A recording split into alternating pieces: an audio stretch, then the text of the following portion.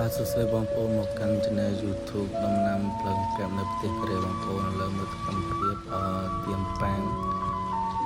ងភ្លើងកែបមិនដូចទៀមស្រូវទេបងប្អូនអានេះជា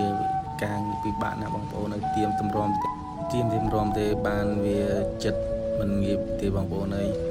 ពួកអីការងារនេះគឺជាការងារមួយដែលហត់បំផុតនៅប្រទេសកូរ៉េបងប្អូនការងារទៀមប៉ាងពេលខ្លះទៀមបដើ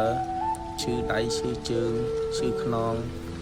ពេលដែលភ្លើងកែបអត់មានភ្លើងកើមានគឺទៀមទៅមិនល្អទេបងប្អូននេះអានេះកម្មភាពទៀមប៉ាងហើយបងប្អូនទៀមប៉ាងហើយតែមិនទាន់ធ្វើខុសស៊ឺទេពួកអីចាំដល់ចិត្តដល់ចូលដល់រដូវត្រជាក់ខ្លាំងបានគេធ្វើខុសស៊ឺអានេះគេធ្វើនេះត្រៀមច្រូតខែ10ថ្ងៃទី15ហ្នឹងបងប្អូនអានេះគេត្រៀមច្រូតហើយស្រែភ្លើងកែបមើលទៅល្អណាស់បងប្អូនអើយធំដល់ឲ្យភ្លើងកែបទៀមប៉ាំងហើយទើបតែទៀមហើយបងប្អូនទៀមហើយល្អខ្លាំងណាស់ហើយនេះវាពន្លក